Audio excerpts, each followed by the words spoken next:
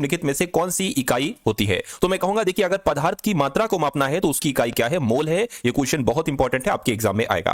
कहने कि आइंस्टीन का द्रव्यमान ऊर्जा संबंध जो नियम है एक तरीके से वो कौन सा है? तो आपको यहां पर साथों मालूम होना चाहिए E बराबर mc स्क्वायर होता है, और E बराबर mc स्क्वायर कहां पर लिखा हुआ है? E बराबर mc square option number C में लिखा हुआ है। उसके बाद देखिए, कह रहे कि ध्वनि के माध्यम से यात्रा नहीं कर सकती, यानी कि ध्वनि जो है ना, देखिए इसको यात्रा करने के लिए कोई माध्यम चाहिए, चाहे वो ठोस हो, द्रव हो, गैस हो। लेकिन यहां पर निर्वात की अगर बात करें तो ध्वनि निर्वात में यात्रा नहीं करती है, इसलिए राइट आंसर आपका ए होगा। अगला देखिए, ऑप्टिकल फाइबर की कार्यप्रणाली का वैज्ञानिक सिद्धांत निम्नलिखित में से कौन सा है? बताइए। तो प्रकाश का पूर्ण आंतरिक परावर्तन, बिल्कुल सही साथियों, पहला पढ़ा पहला ही आपका जवाब हो गया। अगर आपकी परीक्षा में सवाल आए कि ऑप्टिकल फाइबर की कार्यप्रणाली का वैज्ञानिक सिद्धांत कौन सा है, तो प्रकाश का पूर्ण आंतरिक परिवर्तन है। उसके बाद देखिए, आसमान नीला किसकी वजह से नजर आता है? तो आपको मालूम होना चाहिए प्रकाश के प्रकीर्णन की वजह से आसमान का रंग नीला नजर आता है। अगला सवाल देखिए, नोबेल पुरस्कारों के संबंध में निम्नलिखित में से कौन सा युग्म सही नहीं है? तो कौन सा सही नहीं है, ये आपसे कुल मिला के पूछा जा रहा है, मुझे बताइए। तो यहां पर मदर टेरेसा की अगर बात करें तो इनको शांति के क्षेत्र में नोबेल पुरस्कार दिया गया था, बिल्कुल सही। सुब्रमण्यम चंद्रशेखर की अगर बात करें तो भौतिकी के क्षेत्र में दिया गया था, और चंद्रशेखर वेंकटरमन की बात करें तो इनको भी भौतिकी के क्षेत्र में दिया गया था, चिकित्सा के क्षेत्र में नहीं दिया गया था। तो कुल मिला के आपके सवाल का जवाब ऑप्शन नंबर सी होगा, क्योंकि ये सही नहीं है। उसके बाद देखिए, कैपिलरी फीड फाउंटेन पेन का आविष्कार किसके द्वारा किया गया था? तो इनका नाम है साथी वाटरमैन, यानी कि LE वाटरमैन के द्वारा ही कैपिलरी फीड फाउंटेन पेन का आविष्कार किया गया था, आपको ध्यान रखना है। अगला सवाल है, अब यहां पर एक खाली जगह होगी, कह रहे कि किसका उपयोग किसी व्यक्ति की आंखों के अंदर के दबाव को मापने के लिए किया जाता है? तो अगर व्यक्ति की आंखों के अंदर के दबाव को आपको मापना है तो साथियों टोनोमीटर का इस्तेमाल आपको करना चाहिए। किसका?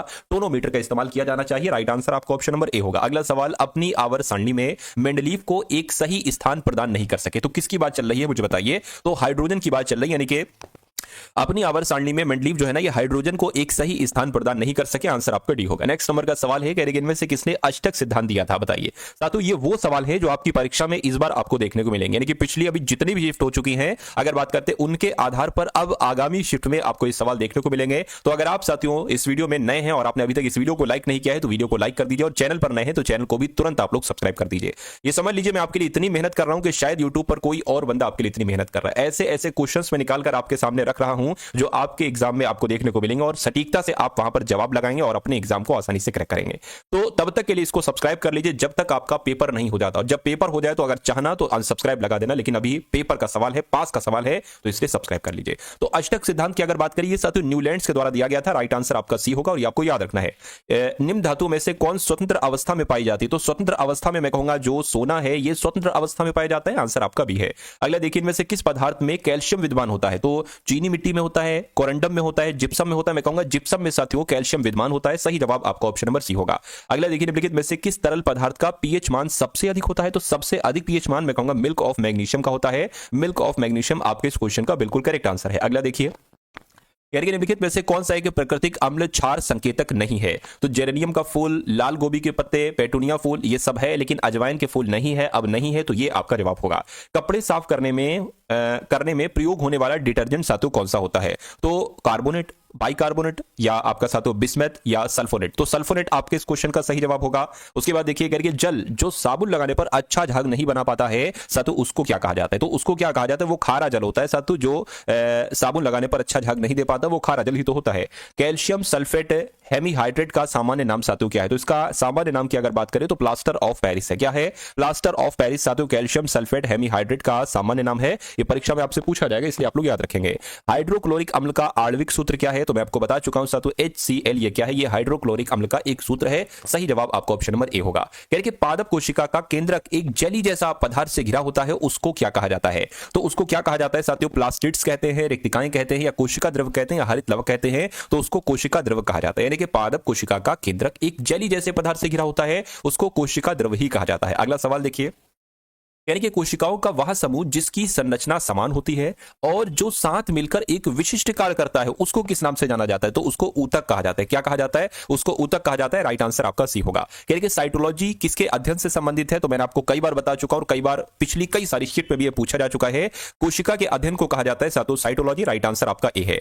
डीएनए मुख्य रूप से कोशिका के किसमें संग्रहित रहता है? तो साथों ये कोशिका के केंद्रक में संग्रहित रहता है। जो डीएनए होता है ये कोशिका के केंद्रक में ही संग्रहित रहता है। आंसर आपका डी होगा। उसके बाद देखिए अगला सवाल आपकी स्क्रीन पर, लेकिन उससे पहले साथों मैं आपको यहां पर कुछ चीजें बताना चाहता हूं। देखिए आपका जो ग्रुप डी एग्जाम है 2025-26 की अगर बात करें अगर आप अपने इस एग्जाम को बहुत आराम से क्रैक करना चाहते हैं तो आपके लिए कुछ चीजें तैयार की गई। देखिए, सबसे पहले आपको पीडीएफ दी जाएगी, जैसी आपकी शिफ्ट हो रही है ना, वैसे आपको 10 मॉडल पेपर दिए जाएंगे। इन 10 मॉडल पेपर में वो हर एक टाइप का क्वेश्चन है साथों, जैसे पेपर में सवाल पूछे जा रहे हैं। तो मेरा मानना है 10 मॉडल पेपर अगर आप तैयार कर लेंगे तो आपके लगभग 40 से 45% क्वेश्चन तो इसमें से फंस जाएंगे। दूसरी पीडीएफ आपको दी जा रही है साथियों ग्रुप डी एग्जाम के प्रीवियस ईयर क्वेश्चन पेपर की, क्योंकि मैंने देखा है साथियों पिछली बार जो पेपर हुए थे ना साथियों, उसमें जो सवाल पूछे गए थे रीजनिंग के, मैथ्स के, साइंस के, वो डिक्टो उठा के आपकी अब वाली शिफ्ट में रखे जा रहे हैं। तो यहां से कुछ नहीं 30 से 35% सवाल साथियों आपको देखने को मिल जाएंगे। और तीसरी पीडीएफ आपको दी जा रही है जो इंपॉर्टेंट क्वेश्चंस बनते हैं साथियों 2025 के करंट अफेयर के, उन क्वेश्चंस की भी आपको पीडीएफ दी जा रही है। तो मेरा मानना है कि अगर ये तीनों पीडीएफ आप एक बार सरसरी निगाहों से देख लेते हैं तो आपका पेपर 70% आपको यहां से देखने को मिलेगा।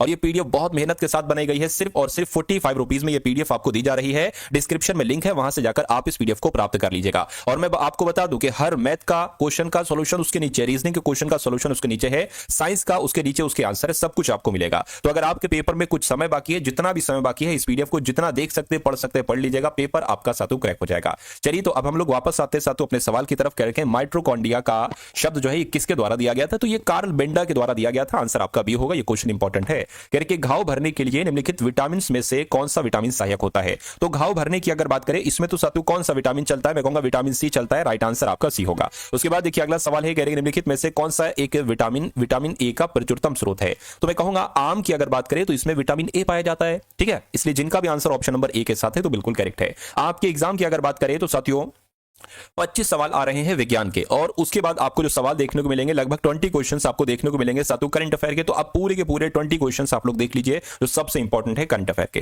यानी कि हाल ही में किसने हिंदी दिवस 2025 पर 5वें राजभाषा सम्मेलन का उद्घाटन किया है। तो यह उद्घाटन साथियों अमित शाह के द्वारा किया गया है। राइट आंसर आपका सी होगा। उसके बाद देखिए भारत और किस देश के बीच पहली समुद्री सुरक्षा वार्ता हुई है। तो किसकी अगर बात करें, मैं कहूंगा भारत और नॉर्वे देश के बीच पहली समुद्री सुरक्षा वार्ता हुई है। अगला सवाल आपकी स्क्रीन पर है, कहने के लिंडा याकारिनो ने किस कंपनी के सीईओ के पद से इस्तीफा दिया, यानी कि चीफ एग्जीक्यूटिव ऑफिसर के पद से इस्तीफा दिया है। तो इन्होंने अगर बात करते हैं एक्स नामक बैंक के सीईओ के पद से इस्तीफा दिया है। किसने? लिंडा याकारिनो ने। उसके बाद देखिए कह रहे कि हाल ही में प्रधानमंत्री मोदी ने कहां पर विश्व के पहले बांस इथेनॉल संयंत्र का उद्घाटन किया है। तो आपको मालूम होना चाहिए साथियों यह उद्घाटन असम में किया गया है। असम आपके सवाल का बिल्कुल सही जवाब होगा। कह रहे कि भारत के उपराष्ट्रपति सीपी राधाकृष्णन का सचिव किसको नियुक्त किया गया है। तो किसको नियुक्त किया गया साथियों? अमित खरे को नियुक्त किया गया। अमित खरे आपके सवाल का बिल्कुल सही जवाब है। अगला सवाल आपकी स्क्रीन पर है, आपसे कहा जा रहा है कि प्रधानमंत्री मोदी ने कहां 16वें सशस्त्र बल सम्मेलन का उद्घाटन किया है। तो इन्होंने पश्चिम बंगाल की राजधानी कोलकाता में नरेंद्र मोदी ने 16वें सशस्त्र बल सम्मेलन का उद्घाटन किया है। कहां पर? कोलकाता में।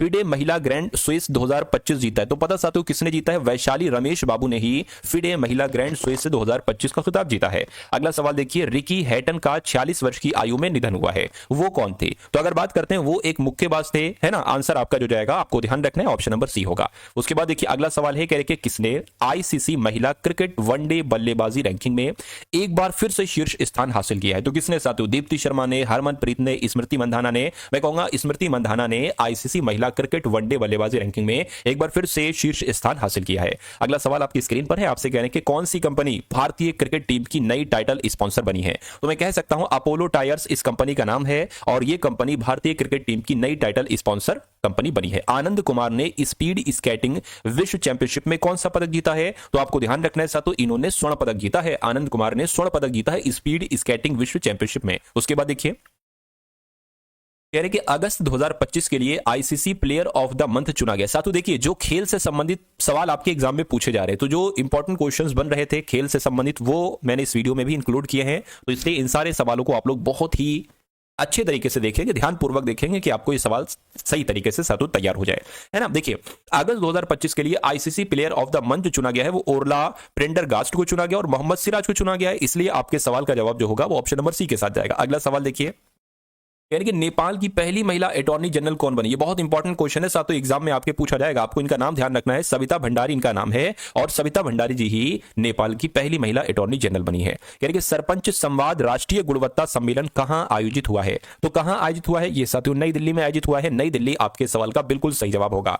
यानी कि हाल ही में ब्रिटेन और किस देश ने उन्नत परमाणु ऊर्जा के लिए अटलांटिक साझेदारी शुरू की है? तो किसने साथियों शुरू की है? मैं कहूंगा ब्रिटेन और अमेरिका देश ने उन्नत परमाणु ऊर्जा के लिए अटलांटिक साझेदारी शुरू की है।